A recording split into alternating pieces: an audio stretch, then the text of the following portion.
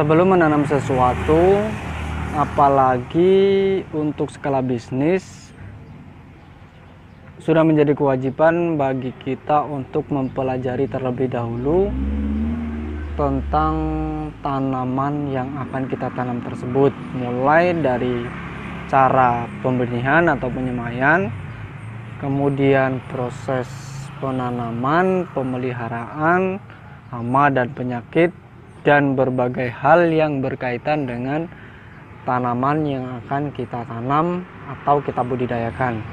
Apalagi ini adalah hitungan bisnis atau skala produksi. Jadi kalau tidak diperhitungkan dengan bagus, tidak dipersiapkan dengan matang, maka hasilnya tidak akan bisa memuaskan dan tentunya bisa mengakibatkan kerugian. Seperti misalnya ketika kita memutuskan untuk bertani bunga kol atau kembang kol. Nah, sebelum kita memutuskan untuk membudidayakan jenis tanaman sayuran ini, kita harus tahu terlebih dahulu hal-hal yang sudah saya sebutkan tadi. Pada kesempatan ini saya akan mengajak rekan semua untuk membahas satu permasalahan yang bisa saja terjadi pada tanaman bunga kol yang kita tanam untuk skala produksi. Nah, di hadapan kita ini adalah tanaman bunga kol yang sebenarnya cukup subur, namun bisa tidak berhasil atau gagal panen karena hama. Dalam hal ini hama yang kita hadapi ini adalah hama ulat yang bisa menyerang tanaman mulai dari daunnya dan juga bunganya. Jadi ini sangat penting untuk dipelajari, untuk diketahui terlebih dahulu bagaimana cara pencegahannya, kemudian bagaimana cara penanganannya jika memang sudah terjadi serangan hama ulat pada tanaman bunga kol. Saya akan kasih contoh bagaimana hasil atau akibat dari serangan hama yang satu ini. Yang pertama adalah di bagian ini adalah pucuk bunga kol yang sudah berbunga. Ini memang rencananya akan dijadikan benih, jadi akan kita uji coba untuk menghasilkan benih sendiri. Namun ini di bagian atas sudah terdapat serangan ulat yang menyerang bunga, dan ini sepertinya masih cukup baru, ulatnya baru lahir kemungkinan. Nah ini dalam satu malam, kemarin belum ada, dan hari ini pagi sudah seperti ini, hancur ini di bagian atasnya. Kemudian untung saja di bagian bawah belum, tidak. Nah ini karena cuma satu, jadi satu batang. Jadi akan kita lakukan penanganan secara sederhana, kita amati, kemudian kita ambil ulat-ulatnya. Kita ambil, kita bunuh ulat-ulatnya. Nah seperti ini sangat kecil sekali ulatnya dan sangat merusak. Ini adalah salah satu contoh yang bisa terjadi pada tanaman bunga kol kita. Kemudian ada lagi hasil serangan bunga kol yang cukup parah. Nah, ini saya kasih lihat dulu bentuk bunga kol yang normal seperti ini ya, bentuknya bulat seperti ini. Kemudian di bagian sini ternyata walaupun batangnya sangat subur, cukup subur, ini normal, ternyata di dalamnya sudah ada ulatnya. Nah ini mungkin bisa dilihat, ini di bagian sini ini ada bercak hitam.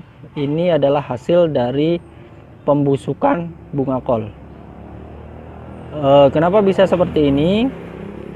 Jadi serangan ulat pada tanaman yang kita tanam ini menyerang pada bagian bunga sehingga merusak bunga yang akan kita produksi. Nah, ini lubang ini juga seperti itu. Jadi di dalamnya ini sudah busuk. Kemudian di yang ini juga seperti itu. Ini juga yang bagian sini kemungkinan besar juga seperti itu. Nah, ini tidak ada tanda-tandanya. Tidak ada tanda-tandanya, tapi kemungkinan besar serangan ularnya ini di dalam cukup besar, ulatnya besar maksud saya. Nah seperti Nah, ini seperti ini, kejadian seperti ini bisa mengakibatkan kegagalan pada panen bunga kol yang kita tanam. Maka dari itu harus, sebelum terjadi serangan seperti ini, harus diantisipasi terlebih dahulu. Apalagi kalau kita menanam di lahan terbuka, bukan di greenhouse, maka ini akan, potensi kejadian seperti ini akan sangat tinggi.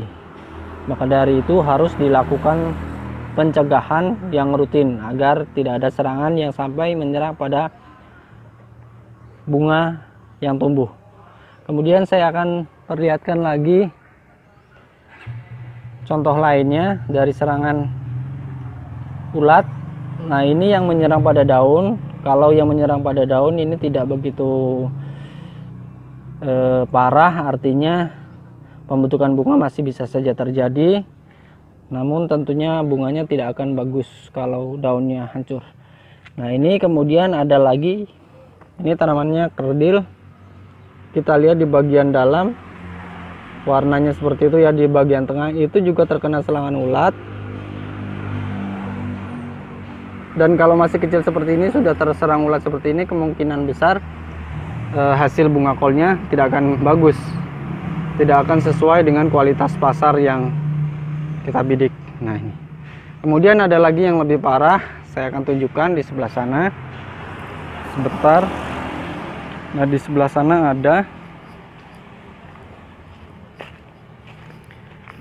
nah ini dia, di hadapan kita ini ada satu batang bunga kol yang sebenarnya masuk kategori sangat subur sekali. Dilihat dari daun-daunnya 1 jengkal lebih ya.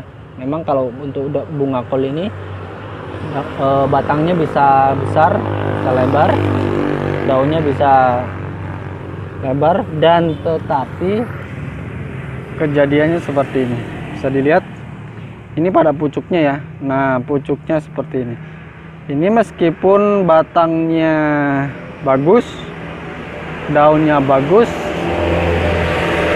tetapi bakal bunganya sudah rusak dan busuk. Jadi di bagian pucuknya sudah rusak, kemudian membusuk, tetapi tanamannya masih hidup. Dan ini tidak bisa menghasilkan bunga. Kalau kejadian seperti ini di lahan yang luas, maka sudah positif tidak akan bisa menghasilkan bunga. Nah, itu. Ya. Nah, seperti ini. Nah, bisa kita bayangkan kalau kita menanam bunga kol untuk skala produksi dan terjadi seperti ini, maka ini akan sangat merugikan, kita bisa bangkrut ya seperti ini. Ini tidak akan keluar bunga karena di pucuknya seperti ini sudah hancur. Bisa dilihat lubangnya seperti itu ya. Nah, ini ada bagian pucuk, tidak akan bisa mengeluarkan bunga kecuali dia bisa bertunas lagi. Dan kemungkinan besar kalau sudah seperti ini tidak akan bertunas. Nah, padahal coba kita lihat dari jauh, padahal tanamannya cukup besar ya. Ini zong silang. Ini tidak akan menghasilkan sesuatu bagi kita. Nah, ini adalah salah satu contoh bentuk penanganan atau perawatan dan pencegahan penyakit, hama dan penyakit pada tanaman bunga kol yang tidak efektif, sehingga menyebabkan terjadinya serangan ulat dan mengakibatkan tanaman kita tidak bisa berproduksi. Maka dari itu, belajar dari pengalaman yang saya alami ini, untuk rekan-rekan semua yang ingin menanam bunga kol untuk skala produksi harus dipersiapkan terlebih dahulu dengan baik. Untuk penanganan, maksud saya pencegahan hama dan penyakitnya juga harus teratur sehingga dapat menghindari apa yang terjadi pada tanaman yang saya tanam ini. Itu saja sebagai pengingat untuk rekan semua.